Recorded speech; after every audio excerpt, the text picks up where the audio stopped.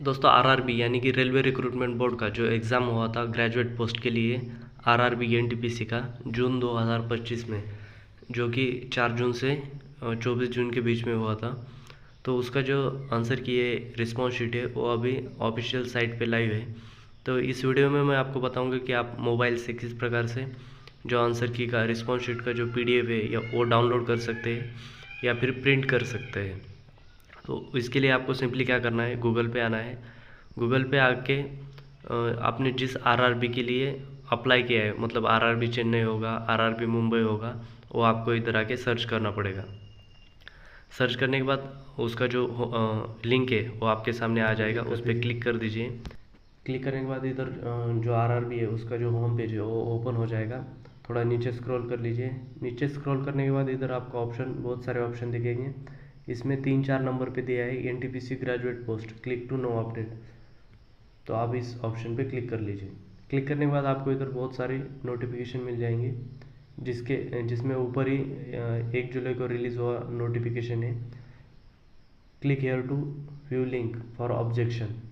तो ये जो ऊपर का लिंक है उस पर सीधा क्लिक कर लीजिए।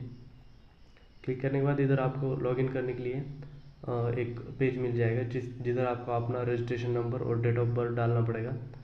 आपका रजिस्ट्रेशन नंबर और डेट ऑफ बर्थ डाल के इधर सीधा लॉगिन कर दीजिए। लॉगिन करने के बाद जो आपका डैशबोर्ड है आपके प्रोफाइल का वो ओपन हो जाएगा। इधर आपको 3-4 ऑप्शन दिखेंगे, हेल्प डेस्क, ऑब्जेक्शन फॉर्म और कैंडिडेट रिस्पॉन्स। तो आप रिस्पॉन्स शीट देखने के लिए यानी कि आंसर की देखने के लिए जो इधर ऑप्शन दिया है कैंडिडेट रिस्पॉन्स, उस पर क्लिक कर लीजिए। क्लिक करने के बाद इधर आपको दिखेगा to download your answer key to RRB NTPC graduate stage 1 5th to 24 June 25, click here to generate it. तो इधर क्लिक हेयर का जो ऑप्शन दिया है नीचे, उस पर आपको क्लिक करना पड़ेगा। क्लिक करने के बाद सीधा आपका जो आंसर की है वो कम्प्लीटली आपके सामने ओपन हो जाएगा। आप 1 बाय 1 देख सकते हैं आपका क्वेश्चन की आपने कौन सा क्वेश्चन ऑप्शन चूज़ किया था और उसका करेक्ट आंसर क्या है, उसका पूरा इन्फॉर्मेशन आपको इधर मिल जाएगा। पूरा लैंग्वेज वाइज आपने जिस लैंग्वेज में पेपर दिया था वैसा आपको इधर पूरा अवेलेबल हो जाएगा। तो आप अगर ये आंसर की आपके सामने ओपन हो गया है तो आप इसको प्रिंट कर सकते हैं या फिर पीडीएफ में डाउनलोड कर सकते हैं। तो सीधा पीडीएफ में किस प्रकार से, अगर आप मोबाइल पे से कर रहे हैं तो आपका प्रिंट नहीं निकलेगा।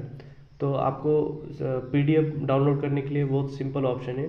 सीधा आपको ऊपर आना है आंसर की के, इधर आने के बाद आपको राइट साइड में ऑप्शन दिखेगा प्रिंट का, तो आपको इधर प्रिंट पे क्लिक कर लेना है।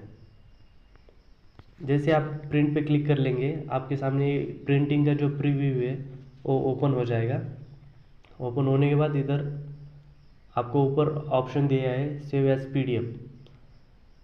तो पूरा ये लोड होने के बाद आपको इधर पीडीएफ का ऑप्शन राइट साइड में दिया है पीडीएफ डाउनलोड का, उस पर आप क्लिक कर लीजिए। क्लिक करने के बाद जो आपका जो प्रीव्यू है वो ओपन मतलब लोड हो जाएगा। लोड होने के बाद आपका जो सीधा आपके मोबाइल का जो स्टोरेज है उधर आपको वो रिलोकेट करेगा डाउनलोड करने के लिए। तो आपको सीधा इधर नीचे देख सकते हैं आप, इधर सेव का ऑप्शन आ गया है, सीधा सेव पे क्लिक कर दीजिए। क्लिक करने के बाद जो इसका पीडीएफ है वो आपके मोबाइल में सेव हो जाएगा।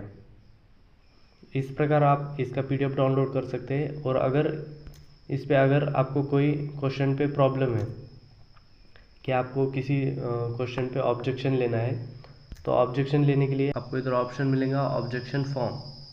इधर 3 नंबर पे ऑप्शन दिया है, आपको ऑब्जेक्शन फॉर्म पे क्लिक कर लेना है। क्लिक करते ही इधर आपको जो ऑब्जेक्शन है वो आपका इधर क्रिएट पे क्लिक कर देना। क्रिएट पे क्लिक कर देने के बाद जो ऑब्जेक्शन फॉर्म है वो आपके सामने लोड हो जाएगा। लोड होने के बाद जो इंस्ट्रक्शन दिया गया है कि आप किस प्रकार से इसको मतलब ऑब्जेक्शन कितने क्वेश्चन के लिए ऑब्जेक्शन फील कर सकते हैं, उसके बाद उसका प्रोसीजर क्या है, या फिर आपके पास उसका कोई प्रूफ है तो उसका आप पीडीएफ या फिर जो इमेज है वो आप उधर अपलोड कर सकते हैं। और सबसे इम्पोर्टेंट चीज़ कि आपको हर एक ऑब्जेक्शन के लिए इधर 50 रुपये पे करना पड़ेगा, यानी 50 रुपीज़ पे करना पड़ेगा अगर आपको किसी क्वेश्चन पे ऑब्जेक्शन है तो आप ये पूरा इंस्ट्रक्शन जो है वो अच्छे से रीड कर लीजिए। और रीड करने के बाद इधर एक क्लोज पे क्लिक कर दीजिए और आपका जो ऑब्जेक्शन है वो फिल करने के लिए चालू कर दीजिए। तो ये फॉर्म आने के बाद आपका मतलब जो एग्ज़ाम है वो एग्ज़ाम नेम इधर अपने आप आ जाएगा, जो कि है RRB NTPC ग्रेजुएट, जो कि स्टेज 1 लेवल का एग्ज़ाम है। उसके बाद आपका जो एग्ज़ाम डेट है वो भी इधर अपने आप आ जाएगा, आपका शिफ्ट भी आ जाएगा। उसके बाद सबसे इम्पोर्टेंट थिंग कि आपको जो क्वेश्चन पे ऑब्जेक्शन है वो क्वेश्चन आपको इधर कौन से नंबर का क्वेश्चन है वो आपको इधर सिलेक्ट करना पड़ेगा। तो ये आप कैसे करेंगे कि आपका जो रिस्पॉन्स शीट आपने डाउनलोड किया है, आंसर की डाउनलोड किया है, उस पर से आपको पूरा 1 बाय 1 क्वेश्चन चेक करना है। उसमें देखना है कि आपको किस क्वेश्चन को लग रहा है कि नहीं नहीं इसका आंसर मैंने सही किया है लेकिन इधर गलत बता रहा है, तो उसका आप स्क्रीनशॉट ले लीजिए।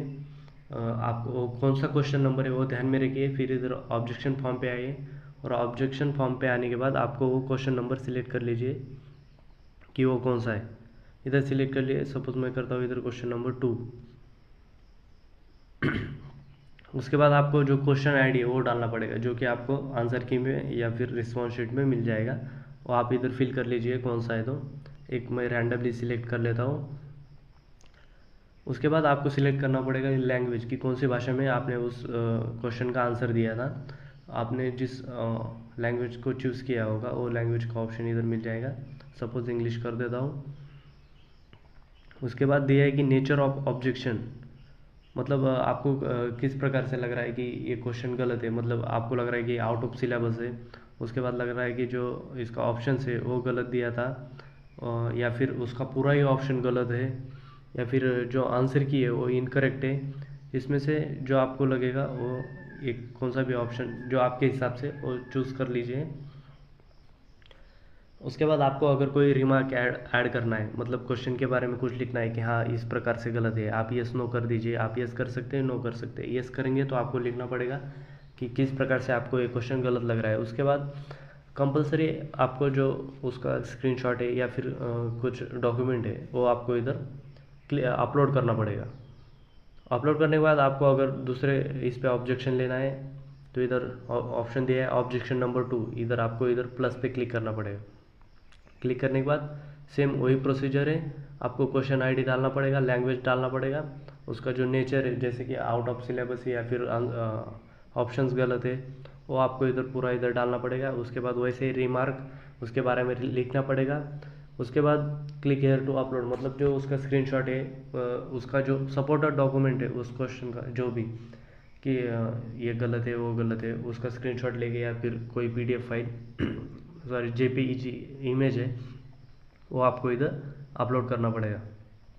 आप जितने क्वेश्चन ऐड करते जाएंगे उतने इधर आपको जो अमाउंट है आपका वो इधर बढ़ता जाएगा। हर एक क्वेश्चन के लिए आपको 50 रुपये पे करना पड़ेगा। आपको जो जो जिस क्वेश्चन पे ऑब्जेक्शन है वो पूरा इधर मैं जिस प्रकार बताया उस प्रकार क्वेश्चन आईडी, लैंग्वेज या फिर ऑब्जेक्शन का नेचर सिलेक्ट करना है और सीधा इधर सबमिट में क्लिक कर देना है। आपका जो ऑब्जेक्शन है वो सबमिट हो जाएगा। इस प्रकार से आप 1 बाय 1 पूरा कर सकते हैं। इस वीडियो में मैंने बताया कि आप लॉगिन करके किस प्रकार से आंसर की या फिर रिस्पॉन्स शीट जो है वो PDF में डाउनलोड कर सकते हैं और बाद में ऑब्जेक्शन फॉर्म किस प्रकार से फिल कर सकते हैं। इसके बाद अगर आपको कोई दिक्कत है, कुछ समझ में नहीं आ रहा है तो आप सीधा कमेंट में पूछ सकते हैं। Thank you.